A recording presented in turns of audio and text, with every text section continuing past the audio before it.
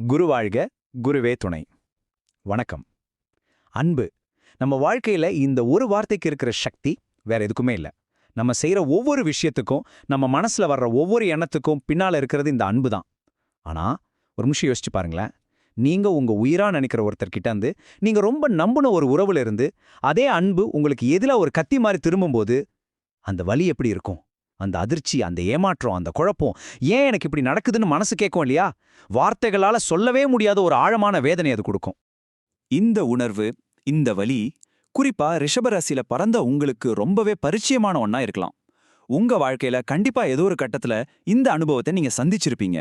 அது உங்க நேரத்தை, பணத்தை, சக்திய எல்லாத்தையும் கொடுத்து நீங்க வளர்த்த ஒரு உறவா இருக்கலாம். இல்லனா உங்க எல்லா ரகசியங்களை நீங்க நம்பி பகிர்ந்துகிட்ட ஒரு நண்பரா இருக்கலாம்.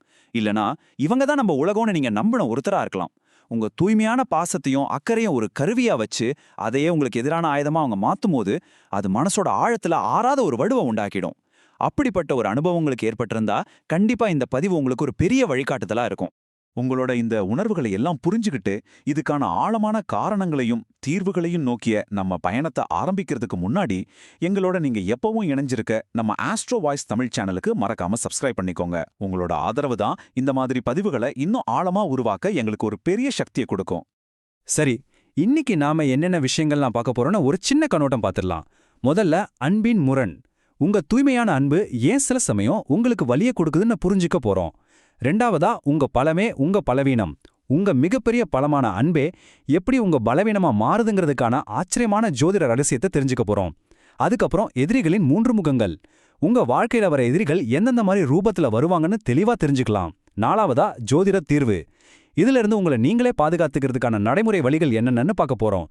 கடைசியா தெய்வீக கவசம். உங்களை எல்லா தீமைகளிலிருந்தும் பாதுகாக்கக்கூடிய ஒரு தெய்வீக பாதுகாப்பு வளையத்தை பத்தியும் தெரிஞ்சுக்க போறோம். வாங்க, நம்ம மன அமைதிக்கான இந்த பயணத்தை பொறுமையா ஆரம்பிக்கலாம். நம்மளோட முதல் பகுதி அன்பின் முரண். ரிஷப ராசினாலே அதுக்கு இன்னொரு பேர் அன்புதாங்க. காலபுருஷ தத்துவப்படி 2வது ராசியான நீங்க ஒரு பூமி ராசி. அதனாலேயே பொறுமைக்கு நீங்க தான் எடுத்துக்காட்டு. எல்லாத்தையும் விட முக்கியமா அன்போட மறு உருவம் நீங்க தான். உங்க இயல்பிலேயே அந்த பாசம் ஒரு ஆறு மாதிரி ஓடிக்கிட்டே இருக்கும். இதுக்கு முக்கியமான காரணம் உங்க ராசியோட அதிபதியான சுக்கிர பகவான். அன்பு, காதல், பாசம், ஈர்ப்பு, கலை, அழகுன்னு மனுஷ வாழ்க்கையோட எல்லா இனிமையான விஷயங்களுக்கும் அவர்தான் அதிபதி. இந்த குணங்கள் எல்லாமே உங்க ரத்தத்துல, உங்க ஆன்மாவுல ரொம்ப ஆழமா ஊறி போயிருக்கு. ஒரு உதாரணம் சொல்றேனே, உங்க நண்பர் ஒருத்தர் மனசு கஷ்டத்துல இருந்தா உங்களால சும்மா இருக்கவே முடியாது. உங்க சொந்த பணத்தை செலவு பண்ணி அவரை வெளியே கூட்டிட்டு போய் அவரோட கவலை தீர்ற வரைக்கும் மணிக்கணக்கா காது கொடுத்து கேட்பீங்க. உங்க முக்கியமான வேலையை கூட ஒதுக்கி வச்சுட்டு அவங்க மனசு ஆறுதல் அடைகிற வரைக்கும் கூடவே இருப்பீங்க. வத்தவே வத்தாத ஒரு கிணறு மாதிரி உங்ககிட்ட இருந்த அன்பை மத்தவங்க எடுத்துக்கிட்டே இருக்கலாம். நான் இருக்கேன், கவலைப்படாதன்னு நீங்க சொல்ற அந்த ஒரு வார்த்தை பல பேருக்கு ஒரு பெரிய பலத்தை கொடுக்கும்.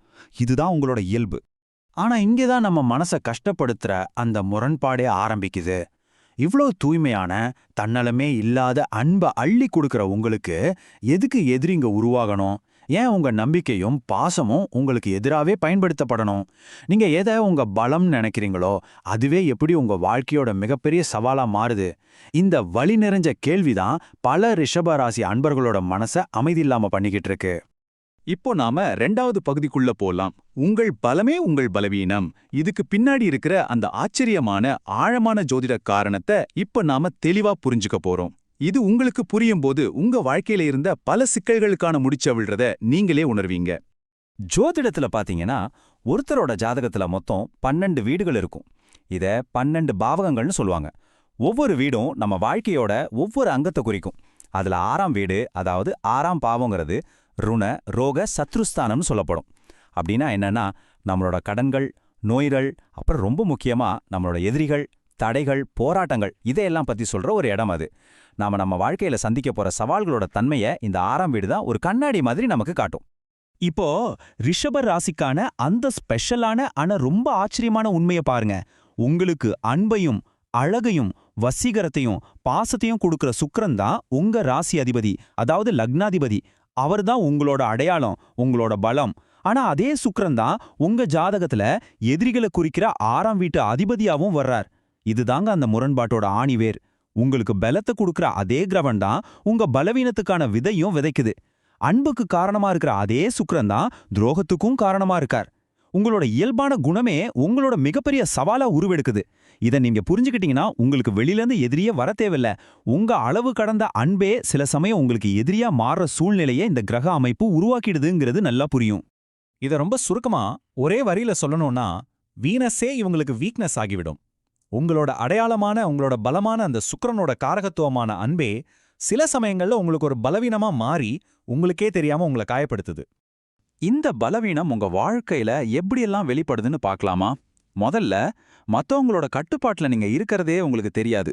அவங்களோட ஆதிக்கத்தை உங்க மேல இருக்கிற அன்புன்னு நீங்க தப்பா புரிஞ்சுக்குவீங்க. ரெண்டாவதா, நீங்க ஒருத்தர் மேல வைக்கிற அந்த அசைக்க முடியாத நம்பிக்கைய அவங்களுக்கு சாதகமான ஒரு கேடயமா, ஒரு ஆயுதமா பயன்படுத்துவாங்க. மூணாவதா, எல்லை இல்லாம அன்பை கொடுத்து உதவி செஞ்சு ஒரு கட்டத்துல உங்களுக்கு நீங்களே எதிரியா மாறிடுவீங்க. கடைசியா, இந்த உறவுல எனக்கு மூச்சு முட்டுது, எனக்கு எந்த சுதந்திரமும் இல்லையே, நான் ஒரு ஜெயில இருக்கிற மாதிரி உணர்றேன்னு ஒரு விரக்தியான நிலை உங்களுக்கு கண்டிப்பா வரும். ஒவ்வொரு ரிஷப ராசிக்காரரும் இந்த உணர்வை ஒரு முறையாவது அவங்க வாழ்க்கையில கடந்து வந்திருப்பாங்க.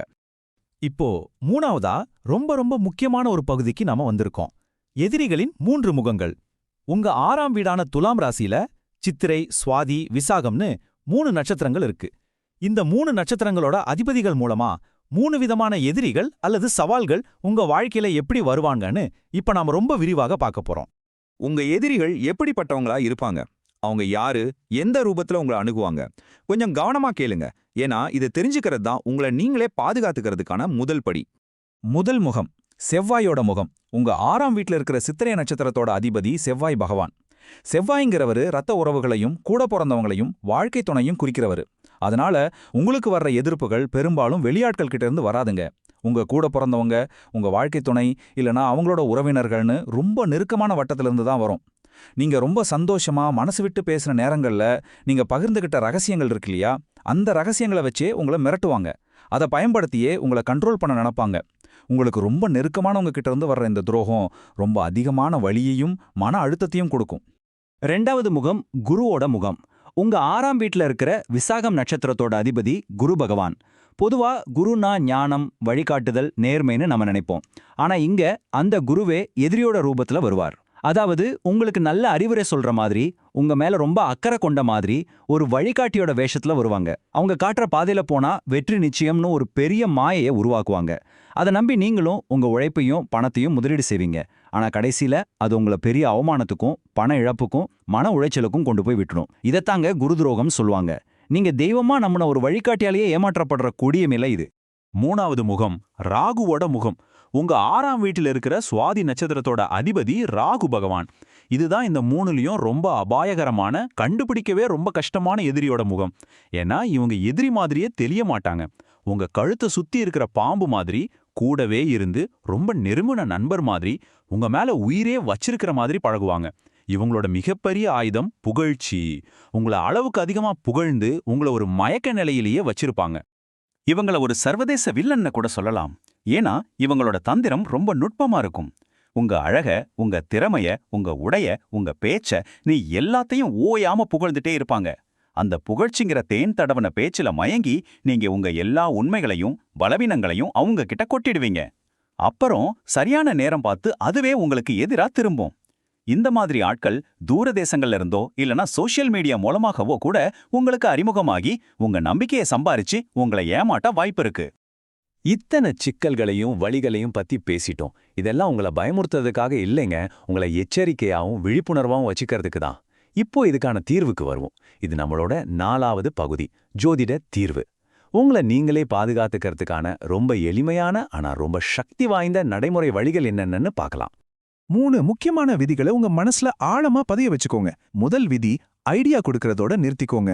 உங்ககிட்ட ஒருத்தர் உதவின்னு வந்தா உங்க இயல்புப்படி கண்டிப்பா உதவி செய்ய தோணும். செய்யுங்க, தப்பே இல்ல. ஆனா அவங்களுக்கு தேவையான ஆலோசனைகளை மட்டும் சொல்லுங்க. அந்த பிரச்சனையை தீர்க்க நீங்களே களத்துல இறங்காதீங்க. அவங்களோட பாரத்தை நீங்க சுமக்காதீங்க. 2வதா, அவங்களோட கூடவே பயணிக்காதீங்க. அதாவது ஒருத்தரோட பிரச்சனைக்காக 24 மணி நேரமும் நீங்க அவங்க கூடவே இருக்கணும்னு அவசியம் இல்ல.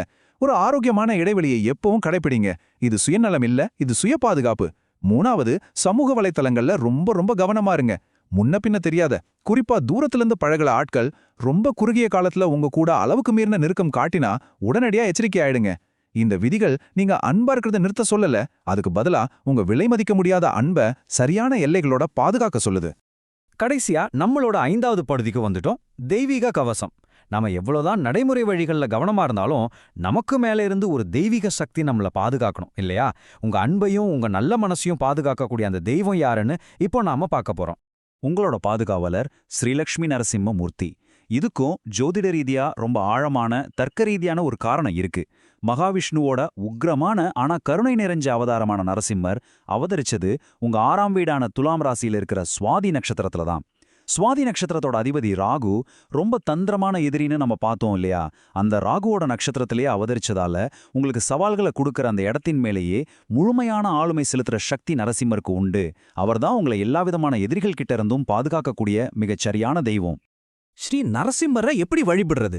உங்க வீட்ல லக்ஷ்மி நரசிம்மரோட திருவுருவ படத்தை வச்சு தினமும் விளக்கேத்தி வழிபடலாம். அவர் உக்ரமானவர்னு பயப்பட தேவையில்லை. தாயார் லக்ஷ்மியோட இருக்கிற யோக நரசிம்மர் சாந்த ஸ்வரூபி.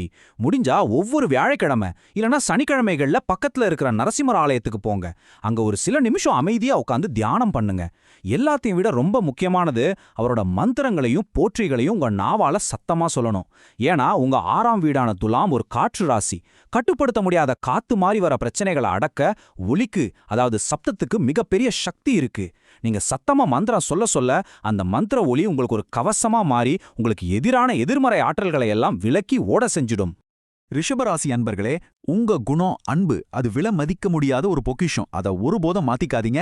இந்த உலகத்துக்கு அன்பு ரொம்ப தேவை. ஆனா அந்த அன்பை உங்களுக்கு எதிரான ஆயுதமா மத்தவங்க பயன்படுத்துறதுக்கு ஒருபோதும் அனுமதிக்காதீங்க. அதுக்கு பதிலா சரியான புரிதலோட, விழிப்புணர்வோட, தெய்வீக பாதுகாப்போட அதை உங்களையும் உங்களை சுத்தி இருக்கிறவங்களையும் காக்கிற ஒரு சக்தி வாய்ந்த கவசமா மாத்துங்க. இந்த வழிகாட்டுதல் உங்களுக்கு பயனுள்ளதாவும் ஒரு பெரிய ஆறுதலாவும் இருந்திருக்கும்னு நான் மனசார நம்புறேன். உங்களுக்கு பிடிச்சிருந்தா இதுக்கு ஒரு லைக் கொடுங்க. உங்க கருத்துக்களை கமெண்ட்ல எங்களோட பகிர்ந்துக்கோங்க. உங்க அன்புக்குரிய ரிஷபராசி நண்பர்களுக்கும் இதை ஷேர் பண்ணுங்க. மறக்காம ஆஸ்ட்ரோ வாய்ஸ் தமிழ் சேனலுக்கு சப்ஸ்கிரைப் பண்ணுங்க. உங்க எல்லோருடைய வாழ்க்கையிலும் அன்பு கவசமாக இருந்து உங்களை பாதுகாக்கட்டும். நன்றி. குருவாழ்க, குருவே துணை.